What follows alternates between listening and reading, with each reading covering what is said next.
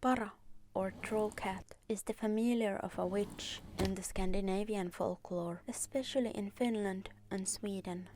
Para was usually created to help the owner and to help growing the wealth of the household. Para name comes from the Swedish word bära, that means to carry. It was Para's mainly task to carry milk and butter to its owner. It was believed in Finland that one could create para with items found at home, for example, like from spool or spindle. The birth of the para was done through rituals or spells.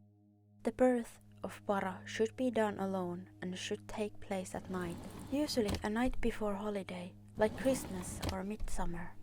The creation of para done alone was very important because other people present could ruin the creation.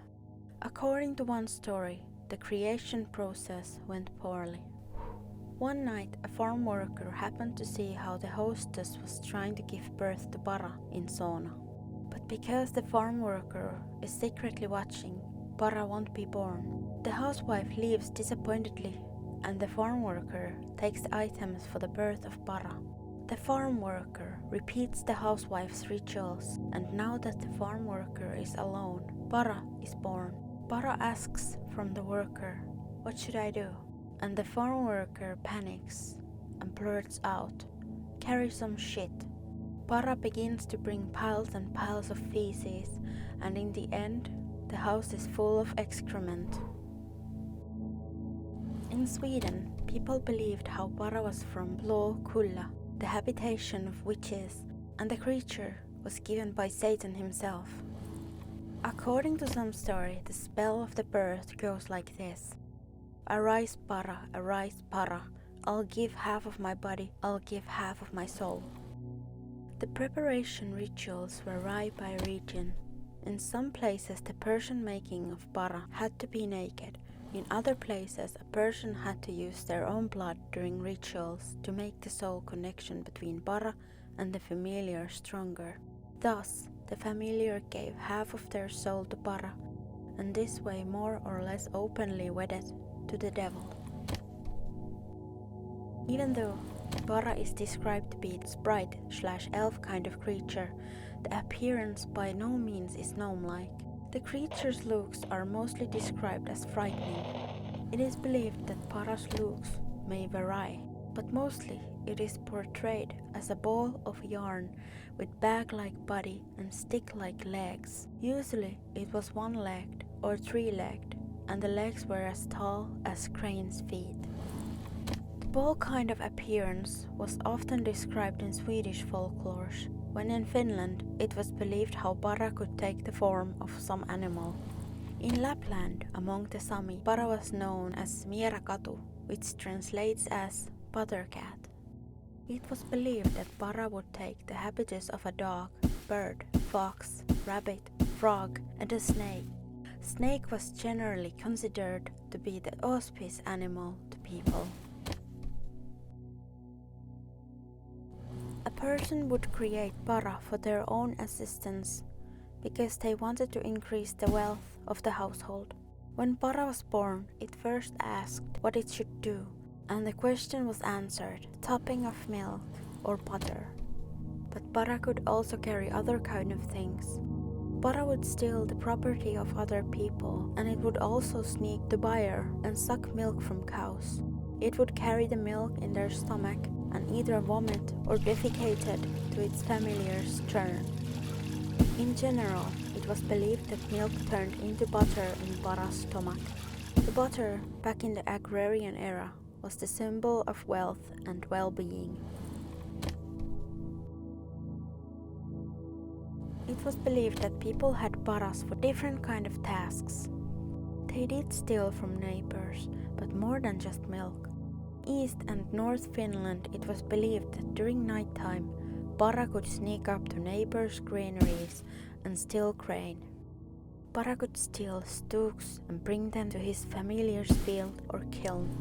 Para could also steal a variety of goods and money. In western parts of Finland, the para takes the form of a cat called missimassi.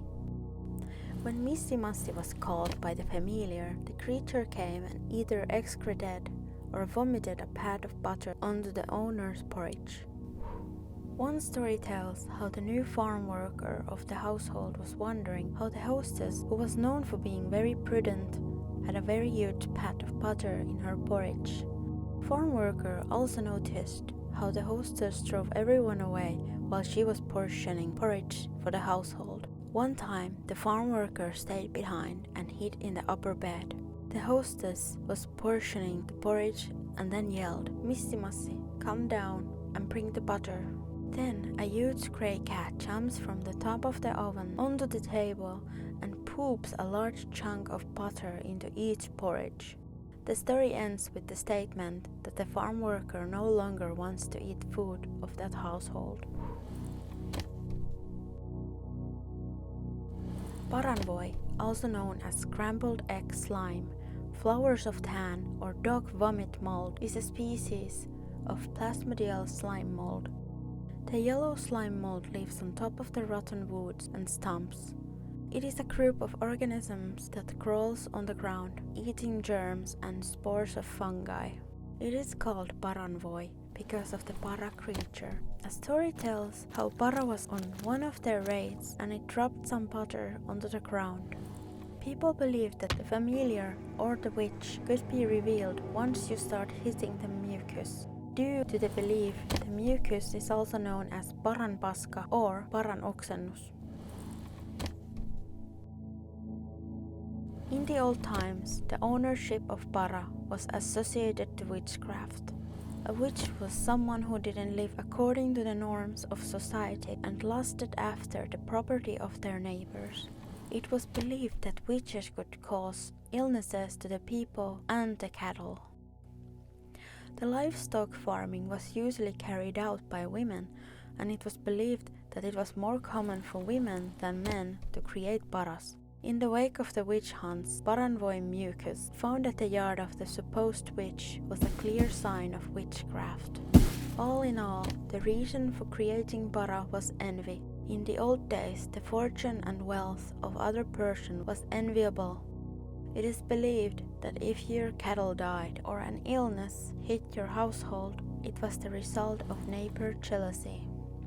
In Finland, we have a saying, "Kel onni on, se onnen kätkeköön," which translates, "He who has happiness should hide it," which is to describe the state of mind that one should not boast with what one has. It is also a belief, if you show off how happy you are, you will lose it.